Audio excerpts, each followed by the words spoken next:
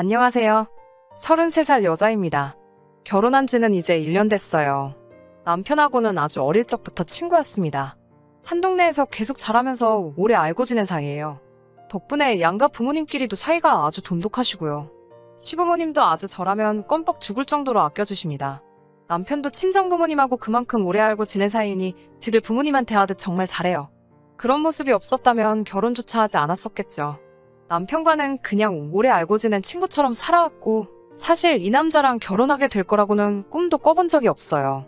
워낙 가까운 사이였기도 했고 남편이 철들 무렵부터 어떻게 살아왔는지 가까이서 지켜보기도 했으니까요. 친구이던 시절에는 애인이 생기면 서로한테 소개해주기도 했었고 어떤 상대를 만나왔는지도 다 알고 있으니 서로에 대해서 너무 잘 알고 있는 상황이었습니다.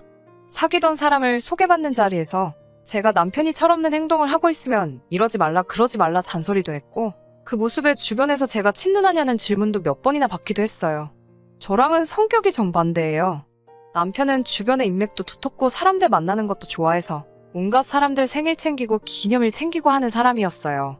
저는 약간 인간관계를 피곤해하는 스타일이기도 하고 조용한 성격이고요. 어릴 적에 남편이 농담처럼 제가 30살까지 결혼 못하고 있으면 지가 해준다는 식으로 몇 번 이야기했었는데 31살 되던 해에 그 약속을 기억했는지 저한테 정식으로 만나볼 생각이 없냐고 어디 길에서 들꽃을 꺾어 와서는 프로포즈를 하더군요.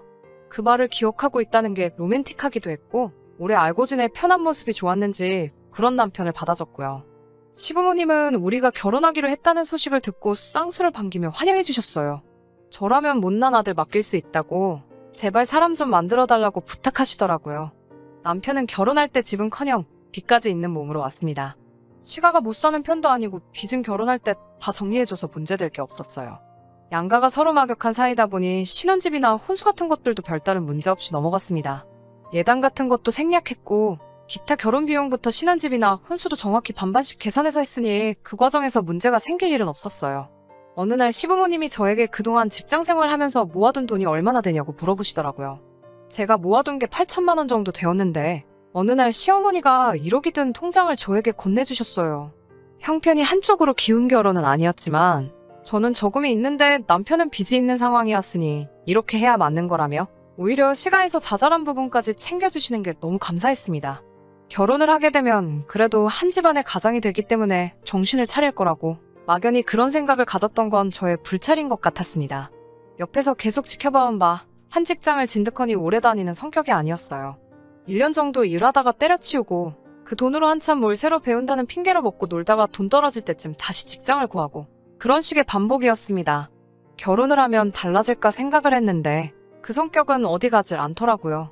결혼하고 나서 몇 달 되지 않아서 남편이 회사를 그만두고 집으로 돌아왔습니다. 당연히 저랑 상의 한마디 없이 결정한 사직이었어요. 누구한테 인터넷으로 돈 버는 사업을 배워왔다고 1년만 있으면 아주 호강을 시켜준다며 호언장담을 하더라고요. 시부모님이 결혼자금으로 주신 돈도 그대로 있고 한동안 남편이 벌이가 없더라도 그나마 다니던 직장에서 월급을 많이 받던 편도 아니었던지라 가게에 큰 타격은 없었습니다. 제가 잘 버는 편이기도 했기 때문에 그래도 스스로 뭔가를 해보겠다는 게 대견해 보여서 허락해줬어요. 그래도 당장 사업을 한다는데 돈 한 푼 없이 시작하게 하는 건 아닌 것 같아 시부모님이 주신 돈에서 1,000만 원을 인출해서 사업자금에 보태라고 남편 계좌로 이체해줬어요. 단 공동으로 관리하던 통장은 제가 관리하기로 했고 남편은 수입이 생길 때까지 제가 한 달에 30만 원씩을 이체해주는 식으로 용돈을 받아 생활하기로 했습니다. 처음 2달은 열심히 하더라고요. 수입은 여전히 빵원에 가까웠지만 그래도 집에 오면 아직도 뭘 해야 한다고 딴짓도 안 하고 열심히 하고 있는 것처럼 보였고 용돈 쓰라고 줬던 돈이며 사업자금으로 준 돈도 단 한 푼도 쓰지 않고 그대로였습니다. 제 눈치를 본다고 집안 청소며 빨래며 이것저것 다 해놓았길래 그 모습도 장하다고 생각했습니다. 매번 사고뭉치에 애어른 같았던 남편이 모처럼 진중한 모습을 보여주니 그래도 뱉은 말은 지키는 사람이구나 하는 생각이 들었어요. 그런데 얼마 전에 아파트 단지에 남편이 총각인 시절에 저한테도 몇 번 소개시켜줬던 적이 있는 여자가 이사를 왔어요. 퇴근하고 집에 왔는데 현관문 앞에 여자 신발이 있길래 이 자식이 뭐 하는 건가 했는데 저한테도 민정이 알지? 하면서 우연도 이런 우연이 없다고 같은 동으로 이사와서 층마다 떡 돌리고 있는 와중에 만났다고 하더라고요.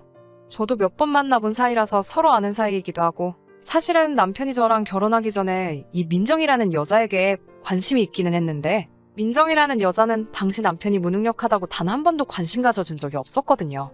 당시에 둘이 연애를 시작하기는커녕 남편이 그렇게 쫓아다니기만 하다가 결국 흐지부지 된 걸로 알고 있어요.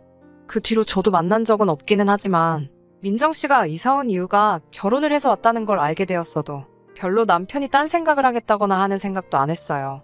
시가랑 친정이 근처이기도 하고 제정신이면 대낮부터 동네에서 딴짓하지는 않겠다고 생각했고 남편이 나쁜 마음을 먹었으면 제가 퇴근할 시간 맞춰서 이 여자를 집에 보냈겠지 하는 생각도 들었습니다.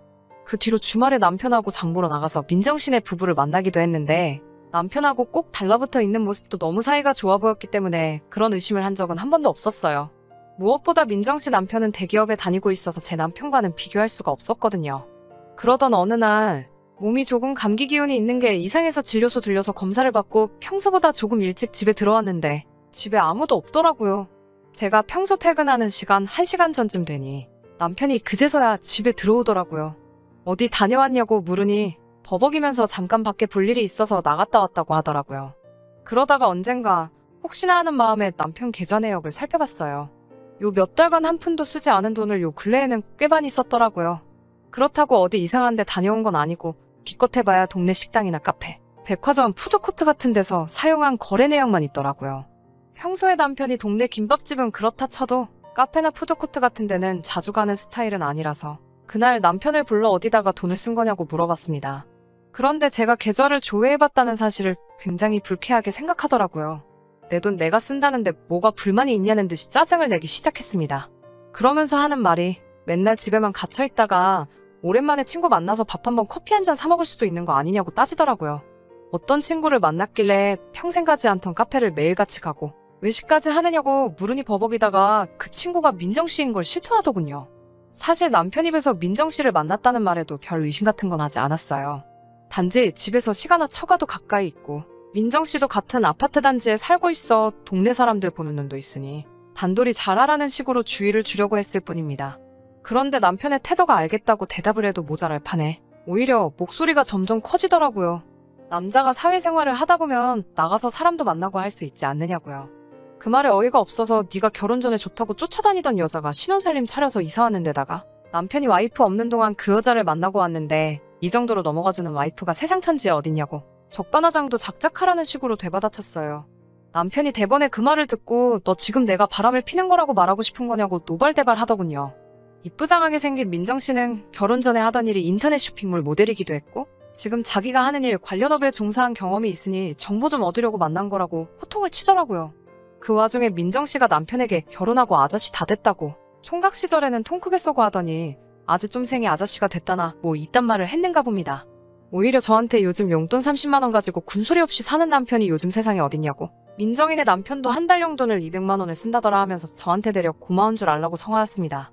자기도 지슴씀이 큰 거 알아서 경제권을 양보했고 자기는 집에서 전업을 하고 있으니 돈 쓸 일도 없고 해서 어림도 없는 용돈 가지고도 저한테 불만 한번 말한 적이 없었는데 사업차 커피 몇 잔 마신 걸 가지고 그렇게 무안을 주느냐면서요. 듣다 보니까 어이가 없어서 적반하장으로 씨부리고 있는 신랑 주둥이를 더 이상 한마디도 못하게 움켜쥐고 엄동설 안에 내쫓기기 싫으면 그만 좀 떠들라고 한마디 했죠.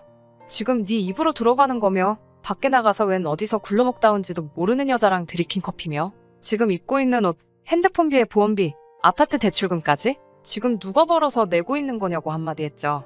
너가 집에서 사업하기로 했다고 해서 믿고 기다려주고 있는 거지. 네가 지금 민정씨 남편 반만큼만이라도 벌어와 보라고 나라고 네 용돈 더 주고 싶지 않겠냐고 한마디 했습니다. 그 말에 할 말이 없었는지 입이 대빨 튀어나와가지고는 방문 쾅 닫고 들어가 버렸어요. 한참 있다가 나와서는 자기가 집안일을 하고 있는 걸 하나하나 적어놓은 종이를 저한테 들이밀더군요. 자기는 전업주부를 겸하고 있는 사업가고 적어놓은 종이는 자기가 집안일 하는 걸 자기 가사노동력을 최저시급으로 환산한 거라고 말하더니 한 달에 150만 원은 자기 월급으로 받아야겠다 하는 거 아니겠어요? 어디 가사도우미 숙식으로 들어가도 다 해주는 거 아니냐면서 자기도 이제 집안일을 하는 만큼 월급을 받아야겠으니 막무가내로 돈을 내놓으라는 식으로 나오더군요. 너는 나랑 결혼을 해서 부부가 된 거지. 이 집에 가사도우미로 취직을 한 거냐고 따져묻는 말에도 남편은 끝까지 나도 사회생활하면서 돈 쓸 곳이 많으니 자기는 무조건 이 월급을 받아야겠다고 하더군요. 용돈 준 거 민정씨랑 밥 처먹고 커피 마시는데 써놓고 돈이 필요하다는 식으로 계속 짓거려대니 저도 듣다 열받아서 참을 수가 없더라고요. 그 돈 어디다 쓰려고 하는지 뻔히 보이는 마당에 참을 수가 없어서 남편 귀를 잡아서 밖으로 질질 끌고 민정씨네 집 앞으로 쳐들어갔어요.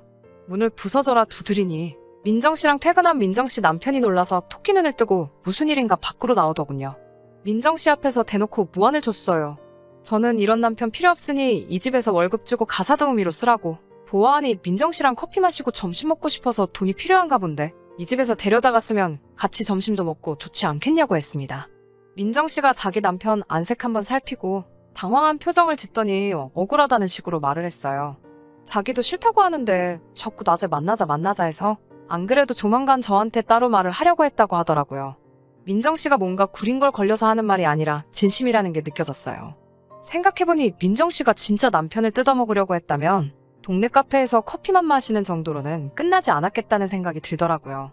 두 사람 보기에 정말 제가 다 쪽팔려서 죽을 뻔했어요. 이쯤 했으면 됐다 싶어서 집으로 남편을 다시 끌고 올라왔는데 아무리 생각해도 참을 수가 없어서 시어머니가 주신 통장을 들고 시댁으로 향했습니다. 시부모님 앞에서 여태 있던 일 전부 설명드리고 이 돈은 아무래도 그냥 뒀다가는 남편이 홀랑 날려먹을 것 같으니 시어머니께서 다시 관리하시는 게 맞겠다고 하고 돌려드렸어요. 그리고 어차피 결혼할 때 양가에서 반반씩 다 해줬으니 이참에 아주 통장도 따로 관리했으면 좋겠다고 말씀드렸습니다. 남편에게는 집안일은 내가 퇴근하고 와서 해도 되고 네 말대로 사람 불러다가 써서 하면 되니까 아예 손도 대지 말라고. 대신 너가 집에서 축내는 쌀값이며 보험금에 핸드폰비랑 아직 남아있는 대출금까지 정확하게 반으로 갈라서 내라고. 사채를 끌어다 쓰든 어디 가서 가사도우미를 하든 막노동을 하든 그건 내가 알 바 아니라고 했어요. 한참 제 말을 듣고 계시던 시아버지가 창고에서 웬 하키채를 꺼내오시더라고요. 남편이 그걸 보자마자 제 앞에 무릎을 꿇고 잘못했다고 싹싹 빌기 시작했어요. 시아버지는 제게 아직 준비도 안 된 놈 장가보낸 자기 잘못이 크니 신혼부부 갈라놓는 건 미안하지만 잠깐 남편 좀 다시 반품해달라고 이참에 아주 사람 만들어서 다시 보내주겠다고 하셨습니다. 오랜만에 대가리 크고 나서부터 한동안 하지 않은 교육 좀 해야겠으니 일단 저보고는 집에 먼저 들어가 있으라고 하시더라고요. 알겠다고 말씀드리고 밖으로 나가려고 하니 남편이 저보고 제발 자기 두고 가지 말라고. 제가 이대로 가면 자기 죽는다고 하면서 엉엉 울면서 빌더라고요. 또 사업한다고 할 거야? 월급 받고 가사도우미 한다고 할 거야? 확인차 다시 물어보니 두 번 다시 뻘짓 안 하고 제 말 잘 듣고 살겠다고 한 번만 용서해달라고 하는 말에 시부모님께는 마지막으로 제가 한 번 더 해보겠다고 말하고 훌쩍대고 있는 남편을 집으로 데리고 들어왔습니다. 긴장이 풀린 건지 조용히 잠든 남편을 보고 있으니 막상 결혼 생활이 현실이란 생각이 들면서 아직 철도 안 든 남편 데리고 살려니 고생길이 훤하겠다는 생각이 듭니다. 요즘은 다시 취직해서 회사에 출근하고 있어요. 아마 두 번 다시 지사업하겠다고 나대지는 않을 것 같고 지금 다니는 직장이 별 볼 일 없는 곳이긴 하지만 진득하게 오래 다녔으면 하는 심정입니다. 민정 씨네 부부한테는 미안하지만 그날 제가 찾아갔던 사실이 찜찜했는지 얼마 뒤 다른 곳으로 이사를 갔어요. 제가 써놓고도 조금 한심하기는 하지만 그래도 귀여운 구석도 많고 심성도 좋은 남편이에요. 언젠가는 둘이서 행복할 날이 올 것이라 굳게 믿으며 이만 사연 줄이도록 하겠습니다.